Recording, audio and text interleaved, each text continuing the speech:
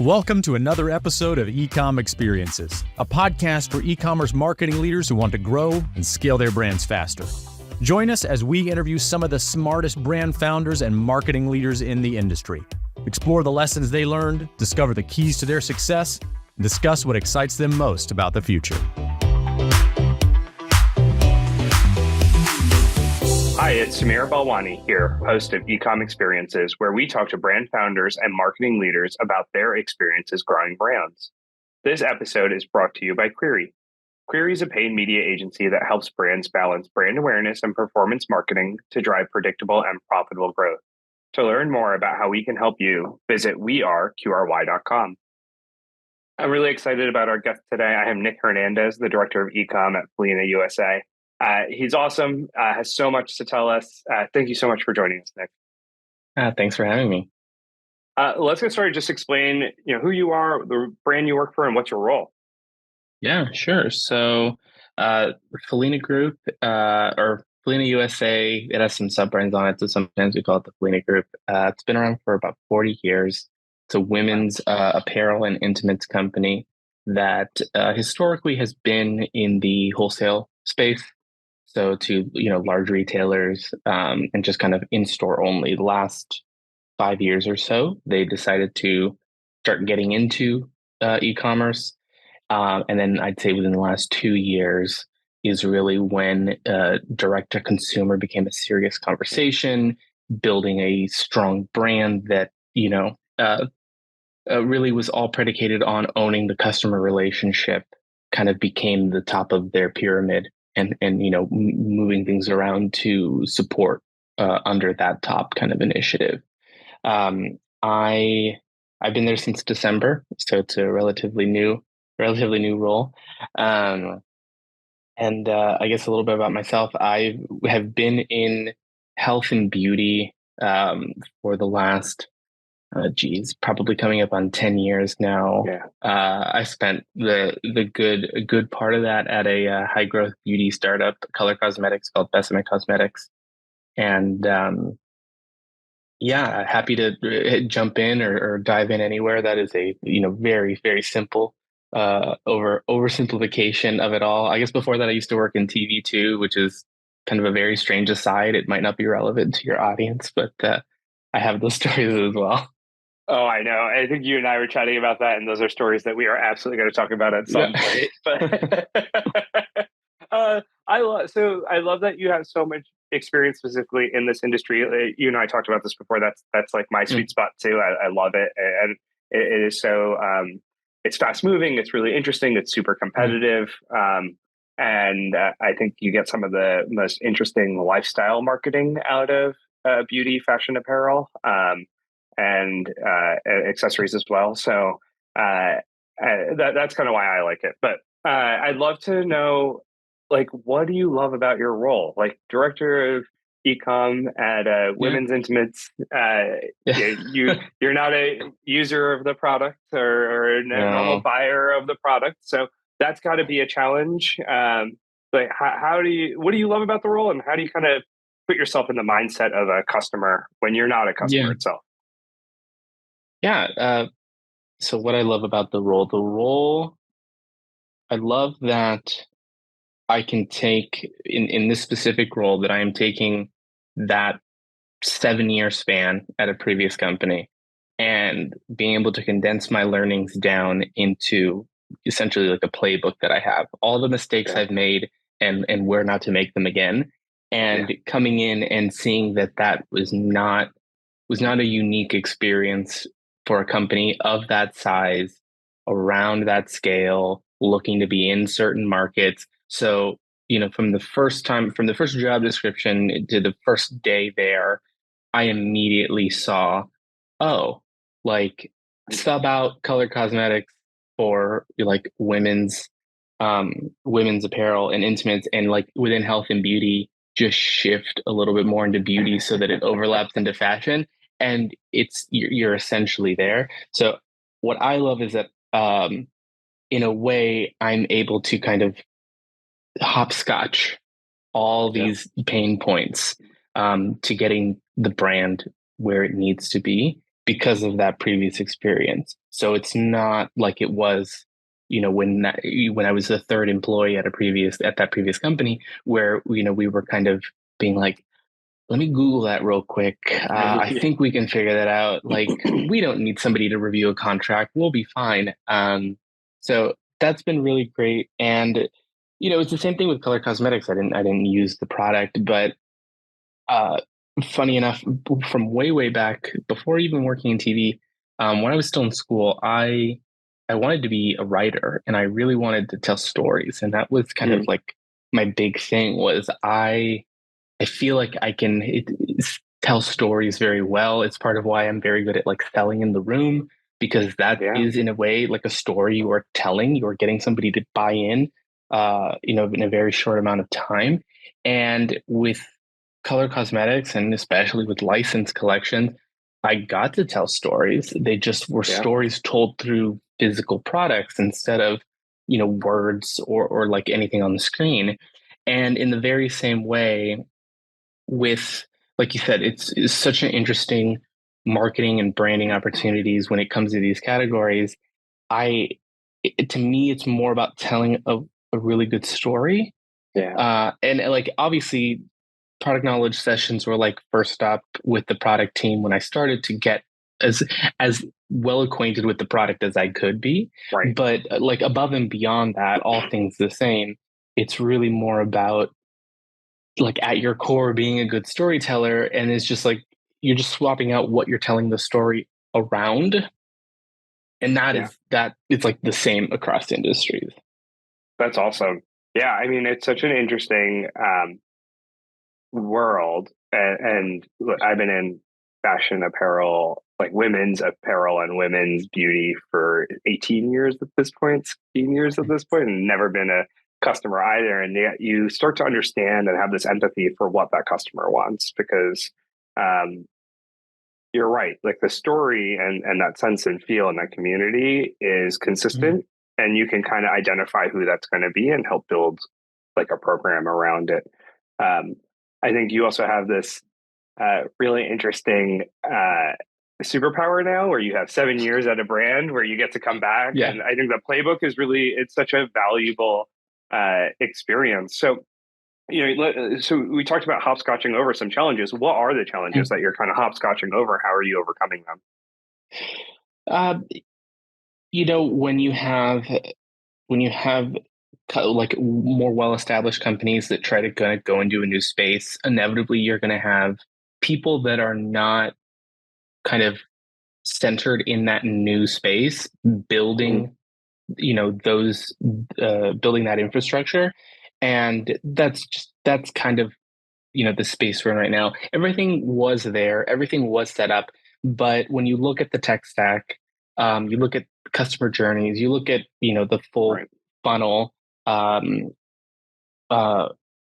was set up by somebody that is not looking at it from, kind of taking this like architecture perspective, and thinking like, okay, this is one big customer journey. Let's walk through it. Let's look for cracks. Like, where are we supporting these things? What applications are we using? Are we, also, as it pertains to the P&L, are we double paying on stuff? Are we using two solutions that effectively do the same thing, but we're using solution one for one piece and solution B, and there's like this tiny little bit of overlap, but in essence, you could just get rid of one. And it's just about like knowing how to build that. I keep going back to the architecture because I do really think it's like silly enough. Like when I started, not on a piece of paper. I drew it on a freeform board on my iPad. But I would basically like I basically started as simple as like drawing a funnel and then looking at our P&L, and then I would write down every application that we are paying for. And that's where I first started when I was trying to get a sense of like where we were. That's such a because like idea. You've been, like you said, you've been in this space long enough. Like, I know what all these companies do. I just need to know their name. And I'm like, okay, I know you're using these guys. And I would just put them on the funnel. And then from there, you're like, okay, we have serious gaps here. This is taken care of. This is too much. And immediately you're able to redline stuff, and kind of like get your kind of initial game plan on yeah, easy wins. It's not even kind of like Yeah. changing anything materially to the customer journey. It's just let's stop double paying for stuff or like using broken applications or things of that nature. But yeah, that's how I had first jumped in with that Yeah. past experience. It's so interesting because I think that a lot of marketers forget that before good marketing comes good resource management. And like, it's just like really understanding where your dollars are going and how they're being set up. And it's all the non-sexy parts of marketing, right? It's all the organizational stuff and the financial planning and the bandwidth Yeah. management, all of that needs to get done first and be put in a good place before you can come up with the, oh yeah, I now have budget for a big brand idea and let's go do this big engagement and this activation. But if you can't get the basics done, why would you even go up there? Yeah, those are the ones that everybody likes to talk about. Yeah. Is those big moments where they're like, we had Coca-Cola and we were on Times Square and Yeah. we had a 50-foot machine, but like at the end of the day, it's like, what do your abandoned cart emails look like? And and like what's your return on prospecting campaign? So we talk about the concept of like the leaky bucket, right? You don't want to pour water into a leaky bucket. And the reality of the situation is you will always have a leaky bucket. Your bucket will never be perfect. And it's just, you just want to be in a situation where it's not so leaky that everything you're dumping in the bucket is just like flowing out, right?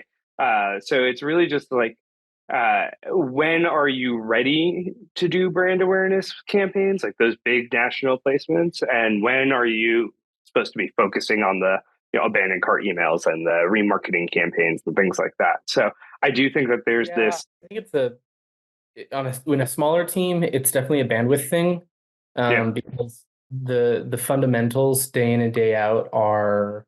Sorry, my AirPods were acting funny on me. So I turned Oh them no, off. you're good. Um, Yeah.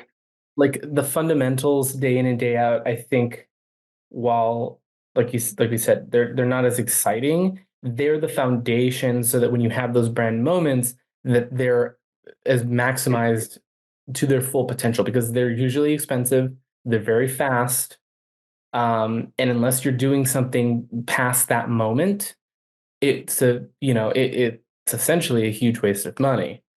Right. But they're fun to work on. They're internally fun. Yeah. And I think if done well, can help. So we always talk about you have to grow brands in two stages, right? You do the performance stuff, that's your, slow linear growth over Mhm. time. And those brand moments give you that step change. So you have that kind of step. And so you have to do both. So, but where do you start? You always start on the performance side. Make sure you got the performance side because you won't get the step if you don't do the brand side, if That you don't is, have good yeah. performance, right? What's so funny is that at Bestmate, the way that we worked that out is that we didn't, since it was a tiny startup, we didn't have budget for large brand moments. Yeah. So those license collections that we did with Disney were the big step ups. Yeah. And unfortunately, we put the cart before the horse because you had to action on opportunity. Very, very Yeah. small. Disney approaches, says, "Hey, do you want to do something?" You don't necessarily have fundamentals in place, but you know that that opportunity doesn't, come It's twice. going to happen. It's Yeah. going to happen. So like you go all in, and we did a big collection, and we debuted it at at their big trade show, D23 Expo and Yeah. stuff. And then we again, it was a learning opportunity for everybody. But very quickly realized, oh, I need something to carry this momentum because this show was amazing. It was so much fun. You shake people's hands and you're talking one to one with customers. But then it's over and they're Yeah. gone. And and nobody keeps showing up to my website like they did in person there. Yeah. So the first one was a learning curve, but very quickly, at the height, we were doing 3 a year because Yeah. essentially we could run the core brand as the kind of the fundamental side, and then every license collection would net us a couple 100,000 new customers, Yeah. and the whole collection from its inception to the merchandising to the marketing all of it was really meant as like this long roundabout to land you back at the core brand. Yeah. Yeah. So in that sense, we were able to kind of pull off this neat trick where it was a lot of fun to work on Yeah. internally as well, but it was without too much effort. It was serving the greater purpose Yeah. of like building the brand long term. And it was just, yeah, that was such a neat trick to pull off, because usually those big moments are like a marketing stunt or a large campaign Yeah. or something like that. And we kind of were able to make them a cash positive Yeah. marketing expense in a sense. I mean, that's like a dream come true for a lot of brands, right? To Yeah. not have to look at a brand campaign as a loss or a future investment in a future But return. that came So from storytelling. That came from like aggressive storytelling and knowing a property as well as the fans do. And I think that was really like our secret sauce that, Mac or anybody else couldn't really copy, is that we had the best creative when it came to doing something like off the wall and something that a yeah, fan would make. Like we were speaking their language at a time where a lot of people were just phoning it in and trying to get that yeah. same magic by just taking the style guide from the brand, putting it on their product, and just putting it out there regardless of what the fans felt. Yeah, it's interesting because I think that's where on the brand, so on the performance side, you get so much data, and it's really easy Mhm. to pivot, and you can decide, and you can engage, and you can figure out what levers you want to pull. On the brand side, it's such a larger investment and it's such a longer lead time that you only get to really tell a brand story or do that story in one or two ways max, right? And you're like Mhm. A/B testing that. And so you really got to understand what your customer wants, what they're engaging with, what matters to them when you're doing that brand storytelling. So that way it flows through. And I love brand campaigns that then influence performance campaigns, because then it's nice to see like one thorough message going back to your Yeah, holistic customer journey. I think yeah. that is staying consistent is really valuable and important. Because a lot of times brands will silo those types of initiatives when Mm-hmm. on the customer side, they're never siloed. It's No. messy. They see a little bit of this, a little bit of that. Why are you assuming that they're going to see it in the perfect way that you had it envisioned, that it's Yeah. like separate like that? It's I have similar kind of ideas around like those kind of like IP integrations where a lot of times they're very siloed, and the way the way people are consuming media more and more is very messy. Yeah. So like there needs to be updated kind of storytelling in that product integration route that reflects how people consume a little bit on their phone, a little bit on TikTok. They watch something on their Yeah. iPad. Maybe they're sitting down for something to TV at the end of the night, but it's not this like, I'm going to sit down and I'm going to watch my one thing. And then that was the one thing. And that's like top of mind for the rest of the night. Like, it's not how people consume media anymore. Well, and the order in which they see things may not be the way you think they're going to see it. They may not see the brand campaign first and then your performance campaign after. They may see your performance campaign first and then your brand campaign and then your performance campaign. And if they don't all look good, then your And they all first. better like have reverse compatibility between one another, because if not, they're going to be very confused. Oh, yeah. And as we know, confusion causes a lot of angst and leads to all kinds of cart abandonment, brand abandonment, all kinds of stuff. So, yeah, I think that, again, going back to the unsexy part of marketing is its organization and resource management. I mean, it's just like if you talk to a marketer and they get excited about a marketing calendar, you found a good marketer. Uh, that's amazing. So, Nick, I have questions for you. So we talked a little bit about challenges, but what are you excited about for the year? Like as you're kind of working on this new role and getting everything in order, what are the things that you're like really looking forward to?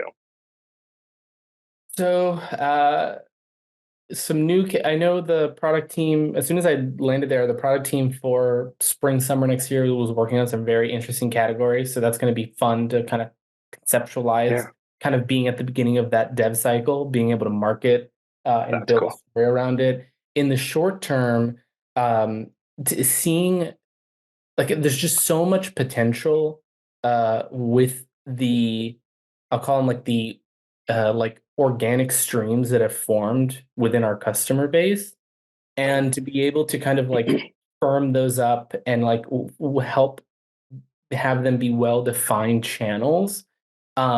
It's not only like it's not just that it's like an easy win or anything. It's like as a marketer, it's very satisfying to see like you come in and you're like, okay, I can see this data. I know from experience exactly what this means. I'm going to firm it up, and to be able to realize that, I think very satisfying. They kicked around subscriptions for a while, but the conversation never really landed on what type of subscriptions, how does that model work out. There was some kind of talk that subscription had been like an over leveraged tool in the direct to consumer space, and people were souring on it. So like, how do you approach it in a new way?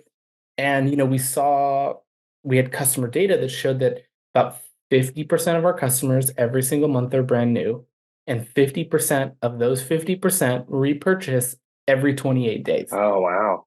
So, immediately you see the writing on the wall and you go, okay, this requires some attention, because I think we're going to see unusually high buy-in on this kind of like standardized purchasing plan, not because we're going to have to like do this whole big educational campaign to really get people to come around to it, but it seems we have a fairly large segment of customers that do this already.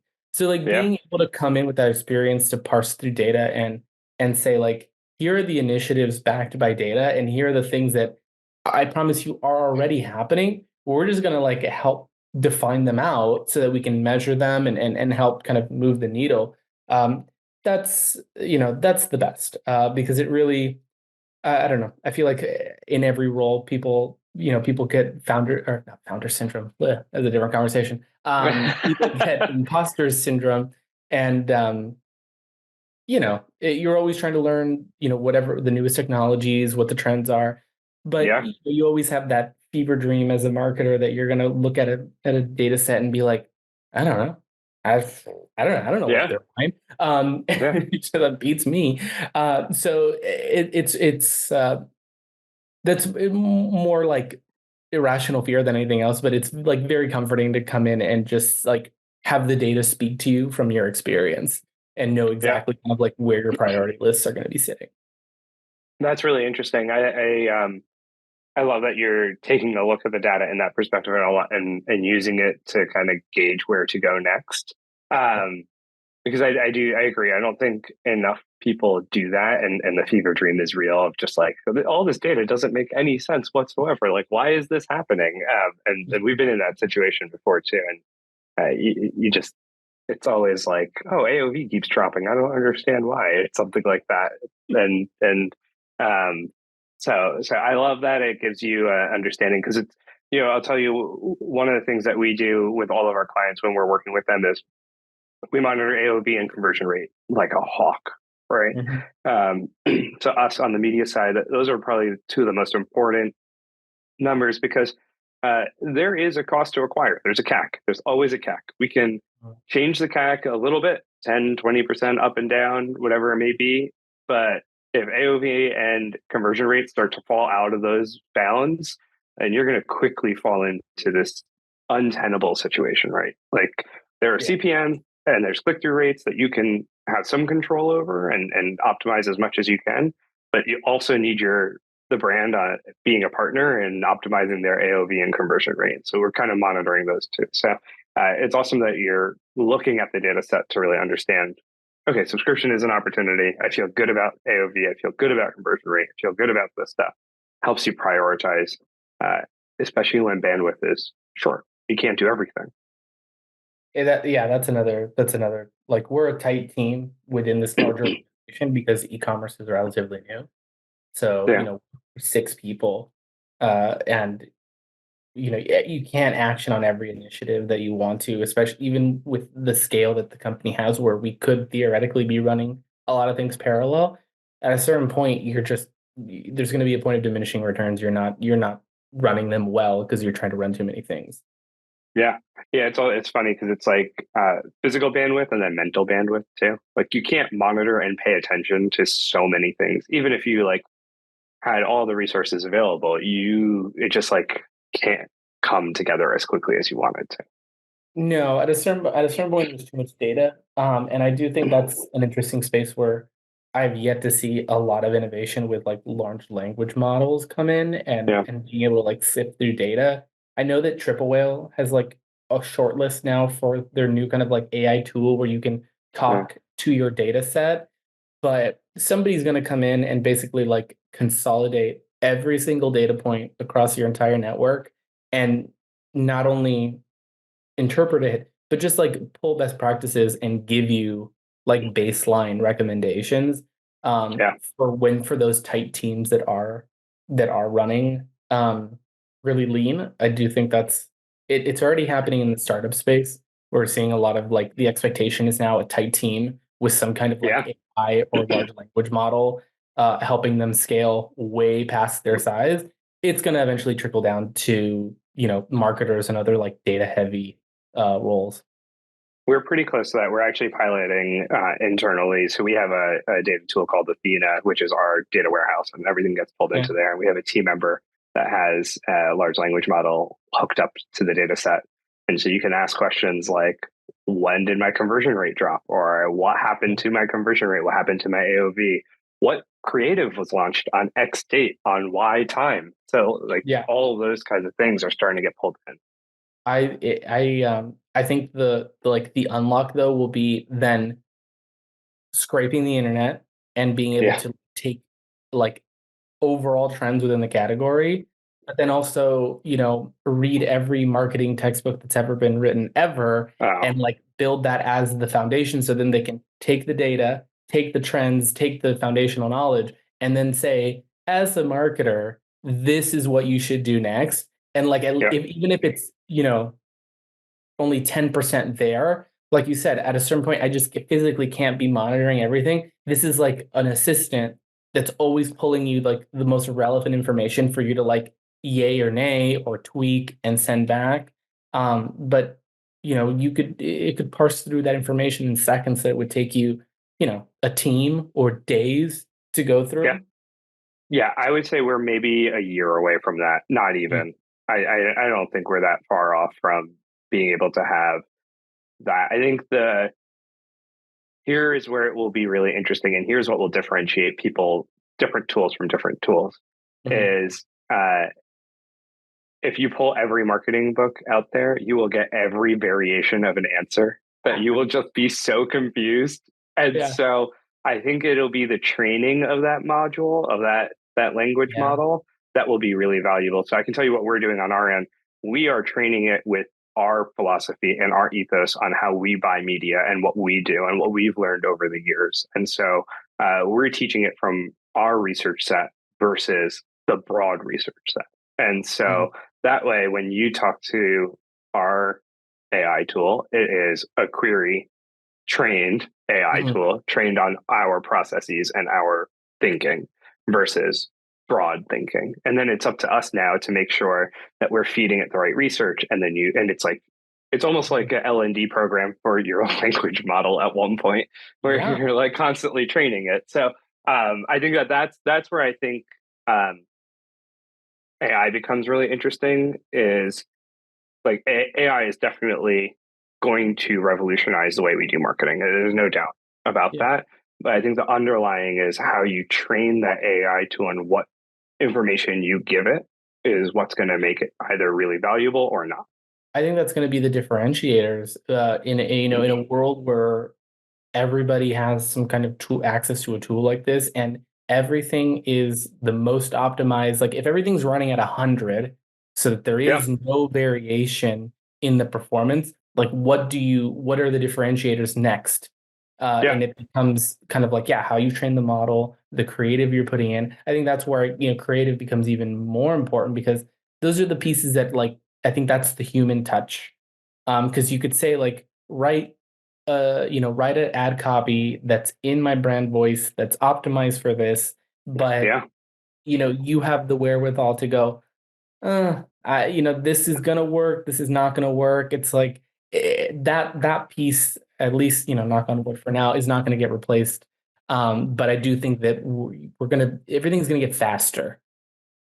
So I'm going to challenge you on that. I think 80% of that is going to get replaced, because the number of times you've talked to somebody and said, I don't think that's going to work, and then that creative blows it out of the water. And like, so I think 80% of it, I think you're right. I think the 20% that AI is going to have trouble with is the new ideas. It's those brand conceptings, those big moments, those truly like innovative, out of the box thinking. That AI doesn't have anything to look back on. I don't know. My mindset is always like, how everyone's really frustrated with movies right now being remakes, and there's like no new movies coming out.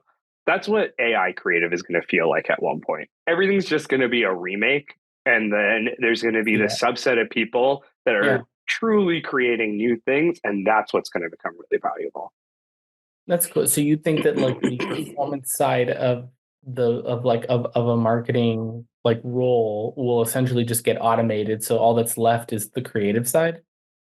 To an extent, I think the hard part about it is that people are still people, and so we are irrational, unpredictable, and you never really understand what's going to really drive you at a given day. So, we'll use AI. So I'll speak on the media side.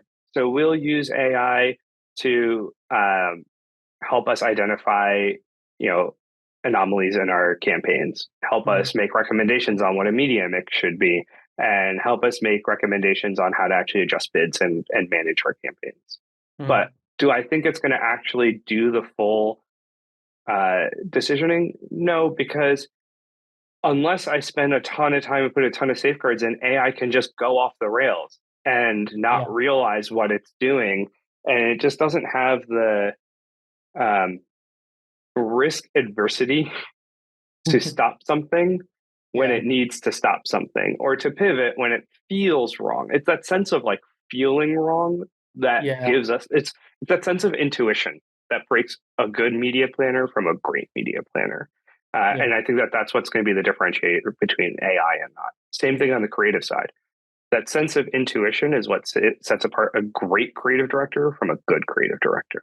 And I don't, until AI can fulfill on that, I think there's going to be a moat around certain elements of advertising. Is it going to change how efficient we are? Sure. Am I going to need 4 media buyers to run a campaign? No, I'll have one, and AI will take care of the other 3, because the intuition can then be spread across all of it, right? So like that's where I think it's going to shift a lot of the work that we do. Yeah, I see that too. Exciting times. Yeah. So I have one last question for you. So new leader in your role. So you are currently going through this. What advice would you give someone as they step into a new marketing leadership role? I would audit. I like to say that there are no sacred cows.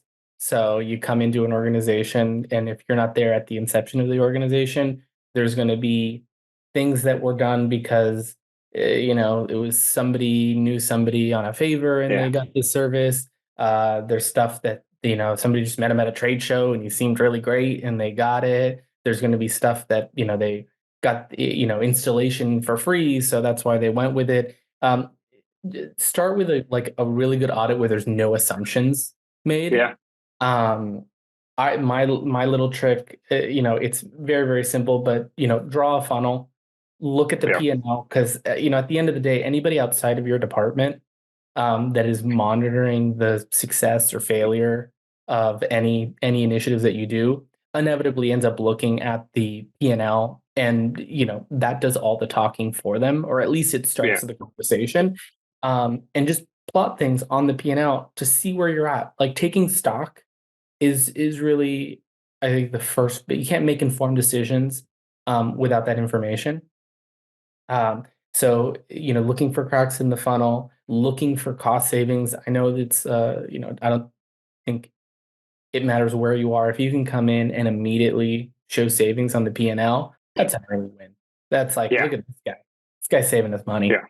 Yeah. Like, Yeah. I mean, because that falls to the bottom line, right? Like that's all and again, that is, right? anybody outside of your department that doesn't understand, what a remarketing campaign is, nor do they care to take the time to learn it, will look at like those hard numbers and go, he's doing something. Like something is happening.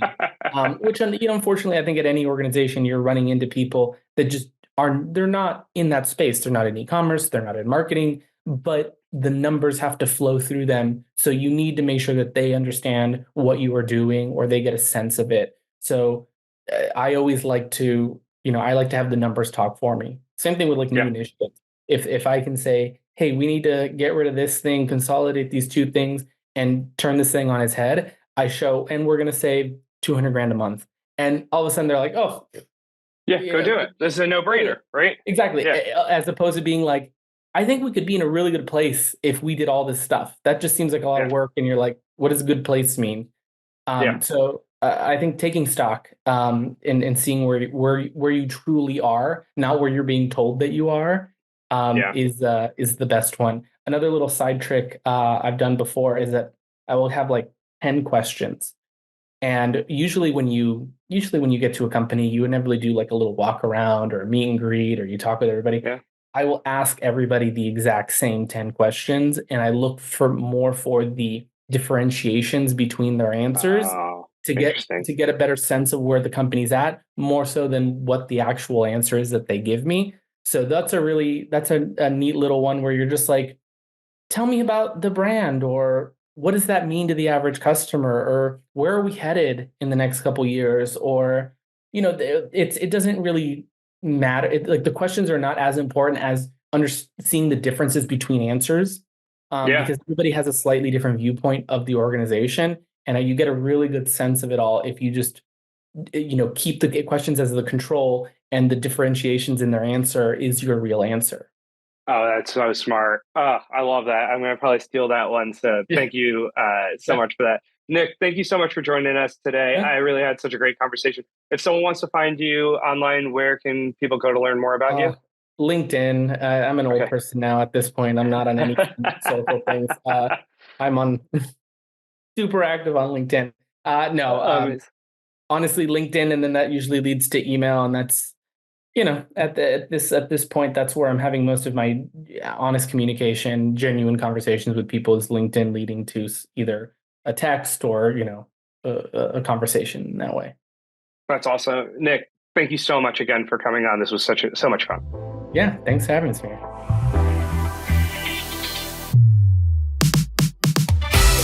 Thanks for joining us. If you liked it, remember to subscribe so you'll be notified of new episodes. And if you know someone who would enjoy this show, don't forget to share and leave a review. It all helps us impact more brands. If you're looking to improve your paid media, go to weareqry.com and schedule a consultation. We're always happy to chat. See you for the next one.